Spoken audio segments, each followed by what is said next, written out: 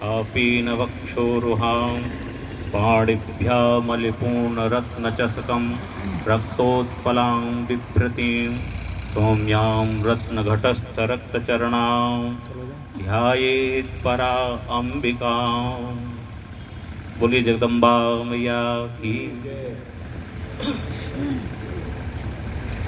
ये जो महीना चल रहा है ये दीपों का महीना, चाहे वो दीपावली हो, चाहे देव दीपावली हो, या कार्तिक मास में तुलसी के पास नित्य दीपक रखने की व्यवस्था हो।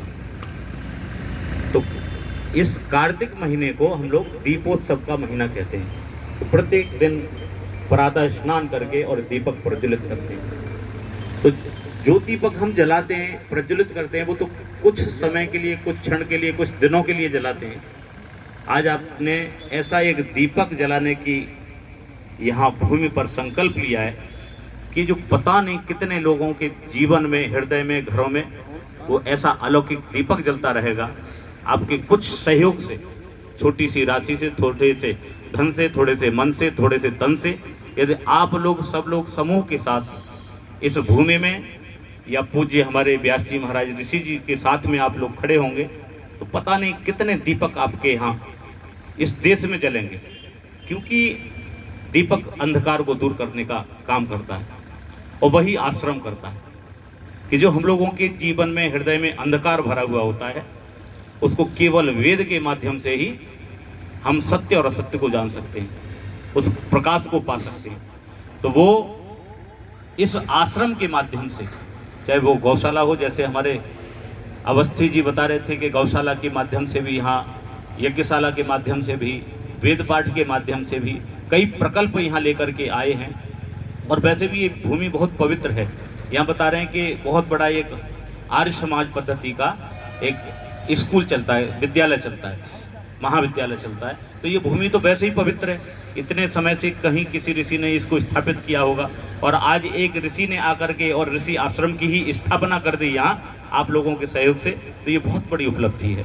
तो इस दीपक को आप लोगों को घी और बत्ती और सारी सुविधाओं को व्यवस्था करने की आपकी जिम्मेवारी है।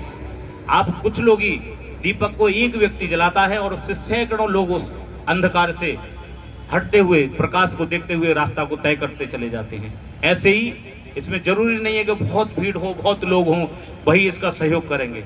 जो गिने चुने आप जो लोग बैठे हैं इस दीपक में, वही घी तेल की व्यवस्था करते रहेंगे, तो निश्चित रूप से ये आश्रम एक भव्य दीप के रूप में आप लोगों के सामने प्रस्तुत होगा। यहाँ से वेद पाठी लोग पूरे देश में आप लोगों के लिए, कल्याण के लिए, पूरे राष्ट्र के कल्याण के लिए धर्म की ध्वजा फहराएंगे। अभी पूज्य आचार्य जी ने इतना अच्छा शिलान्यास कराया।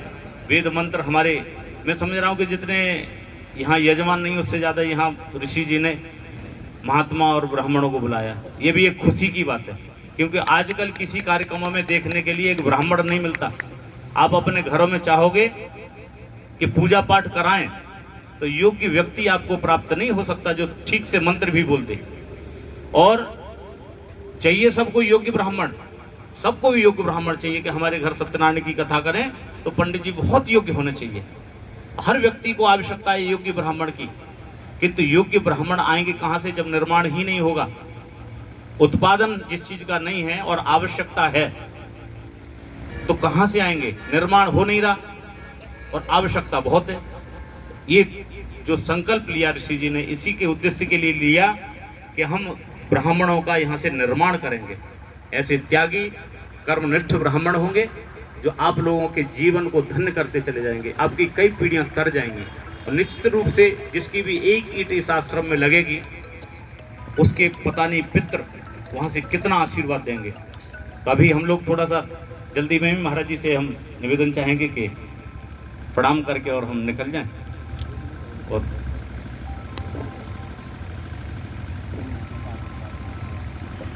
तो दान करते रहना चाहिए। दान करने का मतलब है कि देवता, राक्षस लोग और देवताओं में क्या परिवर्तन है? जीवन राक्षस भी जीते, जीवन पशु भी जीते, जीवन देवता भी जीते हैं। तो एक बार ब्रह्मा जी से राक्षस लोग पहुंच गए अपनी समस्या लेकर के कि पितामह ये तो बहुत बढ़िया बात नहीं है कि आप पक्षपात करते हो।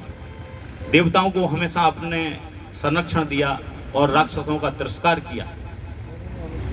अमृत की जब बात आई तो आपने देवताओं को अमृत पिला दिया, राक्षसों के लिए केवल विष रहने दिया, तो आप पक्षपात करते हैं। तो ब्रह्मा जी ने कहा कि नहीं, हम तो कोई पक्षपात नहीं करते, हमारे लिए सब समान है।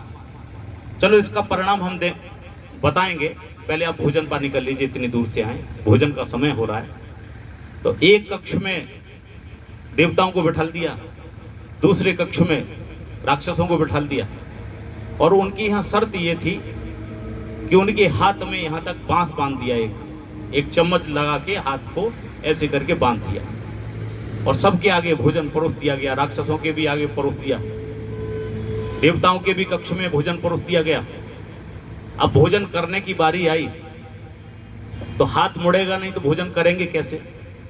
तो उस भोजन को लेते और ऐसे करके ऊपर से डाल रहे हैं, तो कहीं जा रहा है सर पे गिर रहा है, कहीं किधर गिर रहा है, कहीं किधर गिर रहा है। बहुत परेशान हो गए राक्षस लोग, खा ही ना पाए भोजन, कर ही ना पाए भोजन। और उधर देवताओं के कक्ष में संभार की जो पात्र हैं वो चले जा रहे हैं, कोई हलवा की जा रही है, जलेबी की जा रही है, ये सब जा रहे हैं, सब पात्र उसमें चले जा रहे हैं। राक्षसों को फिर लगा के हमारे साथ फिर पक्षपात कर दिया। तो ब्रह्मा जी को बुलाया जी कि ब्रह्मा जी, आपने यहाँ भी नहीं चूके, हर जगह हमारे साथ पक्षपात कर रहे हैं, हमारे हाथ बांध दिया, हम भोजन करें तो करें कैसे? तो उन्होंने कहा कि पक्षपात हमने नहीं किया, ये तो आप स्वयं देखें। अरे कि कैसे नहीं पक्षपात किया है? हमारे यहाँ हम लोग ये पत्तल पे परोसा हुआ भोजन नहीं कर सकते, और उधर डलियां भर भर के जा रहा है भोजन, और वो लोग खा रहे हैं। तो चलिए देखते हैं कि कैसे खा रहे हैं। तो उन देवताओं के कक्ष में जब पहुंचे तो पंक्ति लगी हुई थी। तो देवताओं का मतलब हम अपने स्वयं को ही नहीं खा सकते, उन्होंने भरा, सामने वाले को खिला रहे हैं, उसने भरा, वो सामने वाले को खिला रहा है, हाथी तो नहीं मुड़ सकता, एक दूसरे को वो खिला रहे हैं, और एक दूसरे को खिलाने से दोनों का भोजन चल रहा है। तो राक्षसों को ये दिखाया, यही हमारी प्रवृत्ति है कि हम केवल स्वार्थ में पूरे जीवन अपने लिए लगे रहते हैं कि हम अपनी गाड़ी बड़ी लेंगे, हम अपना घर बड़ा लेंगे, हमारी संतानें 7-7 पीढ़ी के लिए हम जोड़ के रख जाएंगे। तो ये राक्षसीय प्रवृत्ति है। दैवीय प्रवृत्ति है कि हम स्वयं भी खाएं, और स्वयं को खाने से पहले हम दूसरे की भी उदर की पूर्ति करें। इस प्रकृति में मानव सृष्टि, भगवान की सृष्टि में केवल एक मानव ही ऐसा है कि जो जोड़ के 7 पीढ़ियों तक रखने की कोशिश करता है। नहीं तो पशु पक्षी जीव जंतु जो भी हैं वो एक बार खाते हैं, खाने के बाद दोबारा दूसरे दिन के लिए संचित नहीं करते। परब्रह्म परमेश्वर उनकी भी आपूर्ति करता है। तो आप लोग देवता बनिएगा, राक्षस मत बनिएगा। जो धन का सदुपयोग है वो दान करने से ही है। वित्तस्य त्रीण गति, धन की 3 गतियां हैं। प्रथम गति दान, दूसरी गति भोग, और तीसरा नाश है ही है।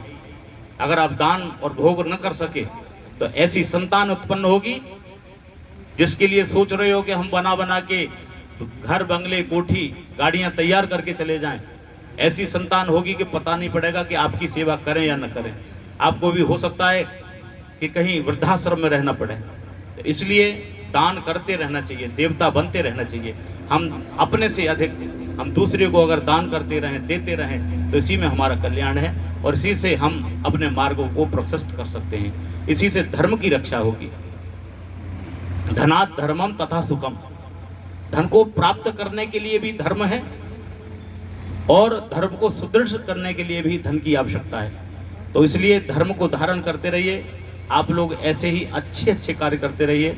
और ऋषि जी के साथ हम लोग तो अब संन्यास क्षेत्र में आए, बाकी बाल्यकाल के हम लोग मित्र हैं, और इनके साथ बहुत समय हमने व्यतीत किया। ऐसे कर्मठ योग्य और त्यागी ब्राह्मण कि व्यास गद्दी पर बैठकर केवल दर्शन करें, उसी से कल्याण हो जाएगा।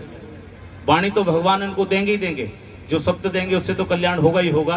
केवल अगर सदपात्र ब्राह्मण के दर्शन हो जाएं तो समझ लो कि साक्षात नारायण के दर्शन हो गए। अच्छे साधु, अच्छे महात्मा के दर्शन हो जाएं तो ऐसा मानना चाहिए कि भगवान विष्णु के दर्शन हो गए। तो ऋषि जी इतना प्रकल्प लेकर के चल रहे हैं, इनके साथ हम हमेशा रहेंगे। जैसे जैसे ये आदेशित करते जाएंगे वैसे हम लोग इनके साथ में कंधे से कंधा मिलाकर के साथ में रहेंगे। जहाँ जैसी आवश्यकता होगी उस आवश्यकता की पूर्ति करने के लिए हम पूरा सहयोग करेंगे। बाकी महाराज जी बैठे ही हैं, इनका पूरा संरक्षण ऋषि जी के ऊपर बाल्यकाल से ही है, तो सब लोग मिल करके सहयोग करेंगे। आप और हम सब मिलेंगे और एक भव्य सा यहाँ एक ऐसा ऐतिहासिक स्थान होगा, दिखने में बड़ा हो या ना हो, किंतु यहाँ का जो प्रोडक्ट होगा ना वो देश में हलचल करेगा। ऐसे वेद पाठी ब्राह्मण यहाँ से निकलेंगे तो आप सब लोगों का नाम होगा और आपकी पीढ़ियां तर जाएंगी। बहुत बहुत धन्यवाद। जय श्री कृष्णा, हर हर महादेव, ओम। पूज्य श्री महाराज